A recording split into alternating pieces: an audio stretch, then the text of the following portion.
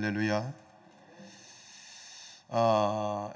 소발의 그 주장에 대한 욥의 답변 12장에 걸쳐서 13장 그리고 14장 13장 후반부부터는 이제 욥의 기도가 되는데 12장, 13장, 14절이 이제 소발의 말에 대한 욥의 답변이지요.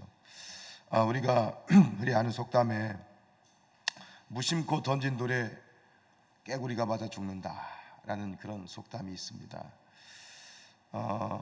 당해보지 않은 사람은 모르죠.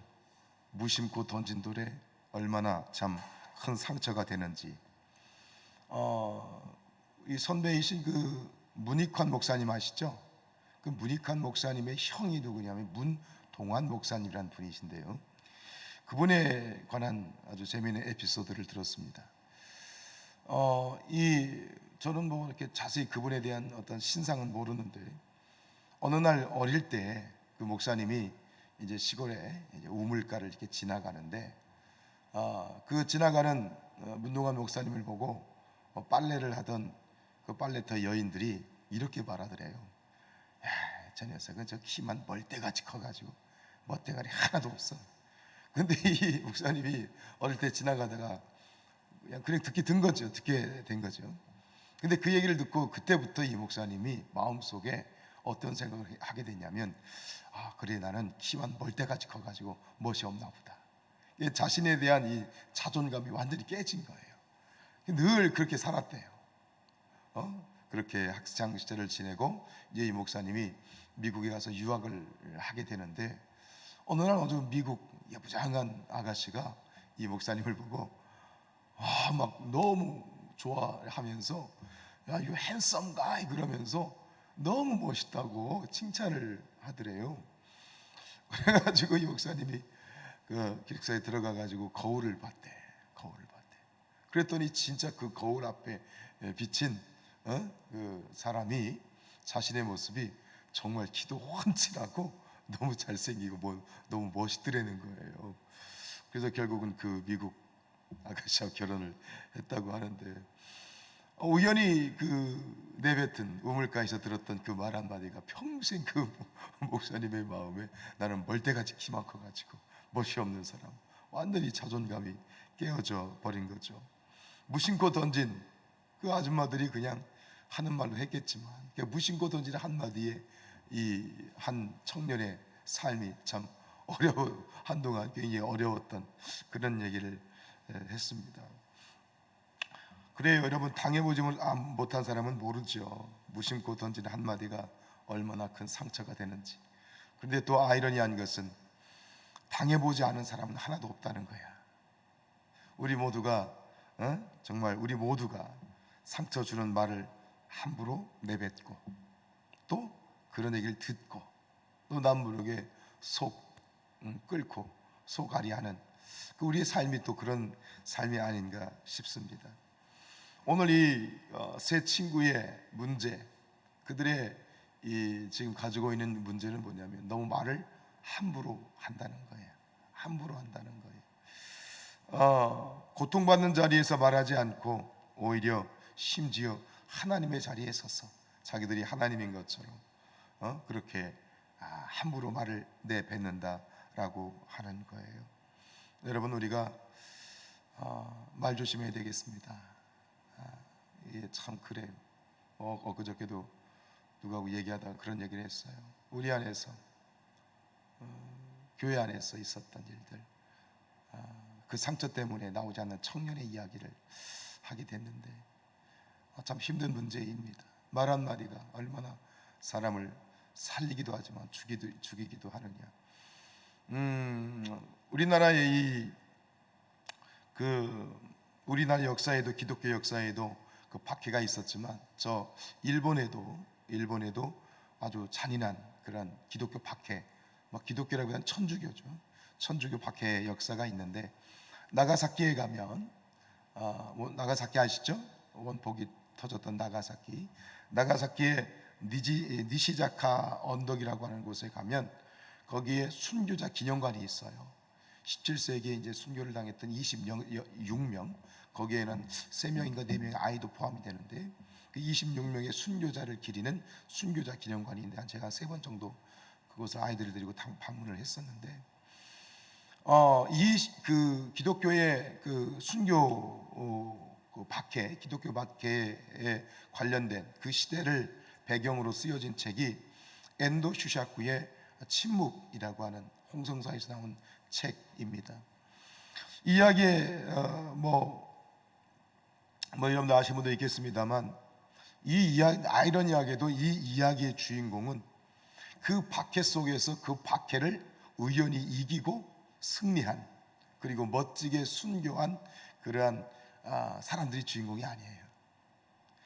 이 침묵에서 나오는 주인공들은 그 고문과 그런 박해 때문에 결국은 배교를 하게 된 그러한 신부들, 목회자들이죠. 신부들과 그리고 성도들에 대한, 그들이 사실은 이 이야기의 주인공들이에요. 그때 이제 배교의 방법은 뭐냐면, 내가 이제 배교하겠다 결정을 하면 후미에라고 하는 예수님의 이제 그림, 예수님의 이제 얼굴이 새겨진 그러한 어떤 조각된 그런 쇠판인데, 그 후메라고 하는 그 예수님의 얼굴을 밟고 지나가면 이제 배교의 의식이 되는 것이에요.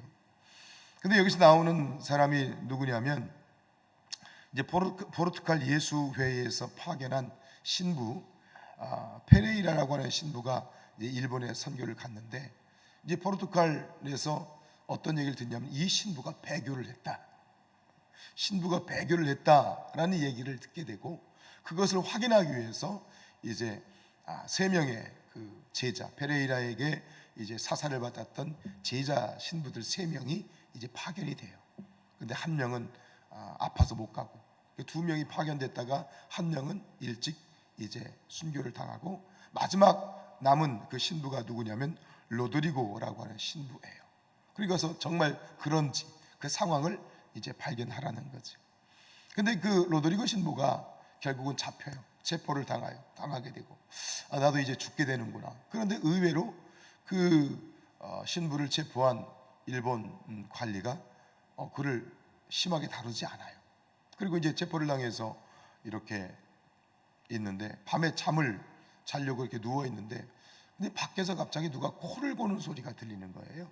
집 밖에서 코를 고는, 드르렁드르렁 코를 고는 소리가 들리는데, 사실 그것이 코를 고는 소리가 아니라 고문을 당하는 사람들의 소리였어요. 그 고문의 방법은 뭐냐면 구멍 매달기라고 하는 고문이에요. 구멍 매달기. 이 구멍을 파놓고, 거기 아주 악취가 나는 구멍을 파놓고 거기에 사람을 거꾸로 매달아 놔요. 그리고 코에 물을 붓는 거예요. 그 코에 물을 부어서 나는 그 소리, 그게 이제 코를 고는 소리처럼 들렸던 거예요.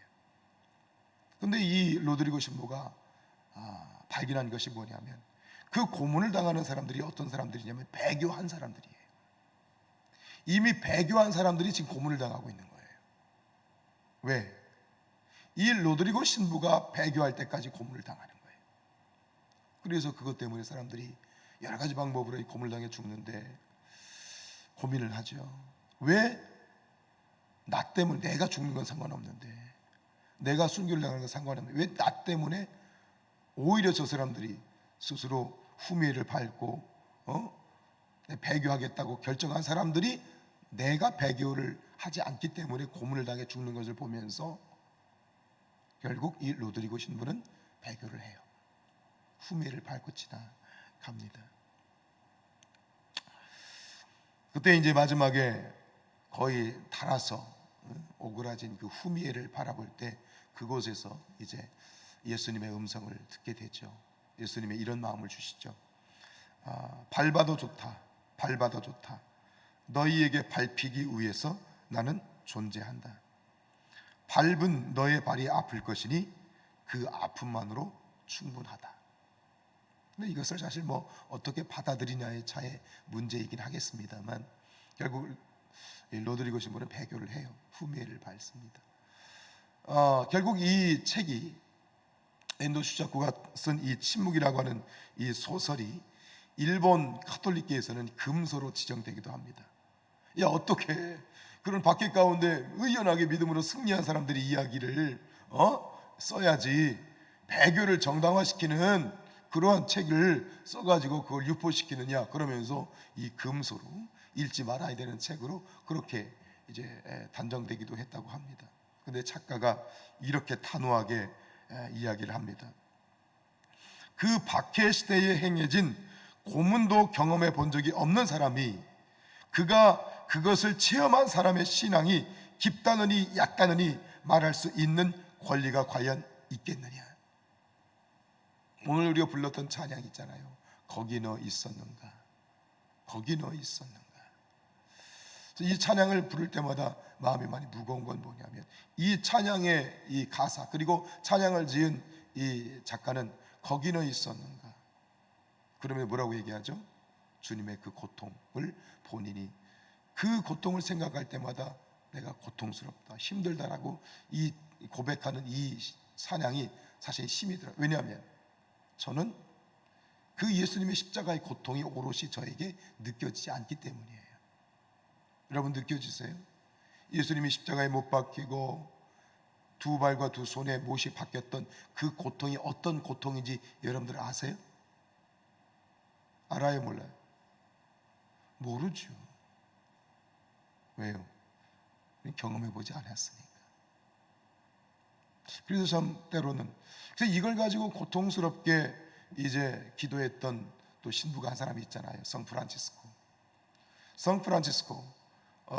평화의 기도라고 하는 그런 이 시를 썼던 성 프란치스코가 고민했어요. 갈등했어요. 예수님의 고통이 느껴지지 않는 거예요. 그 당연하지 않나요? 그런데 어느 날 기도하게 될 때 이 오상이 생겨요. 오상. 이 프란시스코의 신부의 몸에 오상과 예수님의 그 고통이 전해져요. 그래서 두 손과 두 발에 못자국이 생기고 옆구리에 상처가 생겨요. 그 예수님의 그 상처를 이 성 프란시스코 신부가 그걸 받게 돼요.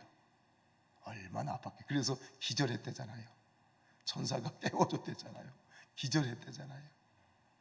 저는 이야기를 이렇게 쭉 보면서 때로 제가 어떤 문제로, 어떤 이제 삶의 문제나 또 질병이나 이런 문제로 고통을 받는 우리 성도님들을 신방할 때 굉장히 마음이 힘들어요. 사실은 어려워요. 궁색해요. 왜냐하면 저는 그것을 경험해 보지 못했기 때문이에요. 근데 언젠가 어떤 그 권사님이 그런 말씀하시더라고요. 제가 이런 어려움이 있을 때 목사님이 저에게 신방을 하셨는데, 만약 목사님이 저에게 신방을 하셔서 구태의연한 영혼 없는 앵무새와 같은 위로를 하셨더라면 저는 되게 더 힘들었을 것 같았습니다. 근데 목사님이 아무 말씀도 안 하시고 오히려 그렇게 목사님이 침묵하실 때 저는 오히려 더 위로가 되었습니다 라는 말씀하시더라고요. 여러분, 남의 이야기에 대해서, 남의 어떤 상처나 이런 부분들에 대해서, 또 그분이 겪고 있는 부족함이나 연약함이나 혹은 문제에 대해서 우리 그리스도인들은 함부로 얘기하면 안 되겠습니다. 내가 겪어보지 못한 일, 내가 경험하지 않은 일에 대해서 이렇더니 저렇다느니, 믿음이 좋다느니 안 좋다느니, 당신은 왜 그러냐느니, 이런 식으로 얘기하는 것은 그거는 그리스도인의 마음이 아닌 것 같습니다. 심지어 배교를 한 그 모든 고통과 어려움 가운데 정말 배교를 한 그 사람들에게 마저, 저도 쉽게 얘기를 했죠. 과거에 신사참배를 했던 우리의 신앙의 선배들, 교회들에 대해서 저도 한번 생각해 봤습니다. 물론 잘못된 일이겠습니다만 그것에 대해서 내 입으로 이러쿵저러쿵 얘기하는 것 자체는 사실 문제가 있었구나 하는 그런 또 자책을 하게 되었습니다. 우리가 할 수 있는 것은 무엇일까요? 함부로 입을 돌리지 않는 것. 두 번째는 기도하는 것입니다. 고통받는 자를 위해서 기도하고 중보해주고, 하나님, 저는 그 고통을 모르지만 주님은 아시지 않지 않습니까? 불쌍히 여겨 주십시오. 도와주십시오. 이길 수 있는 힘을 주십시오. 바른 주님의 길을 걸어갈 수 있는 그러한 승리의 길을 갈 수 있도록 도와주십시오 우리가 조용히 주님 앞에 중보하며 기도하는 것이 오히려 우리 할 일이 아닐까 하는 생각을 해봤습니다. 혹시 힘들고 어려운 분 계시지요? 힘내십시오. 뭐 구태연한 말을 할 수밖에 없겠지만 그러나 힘내십시오. 주님을 바라보십시다.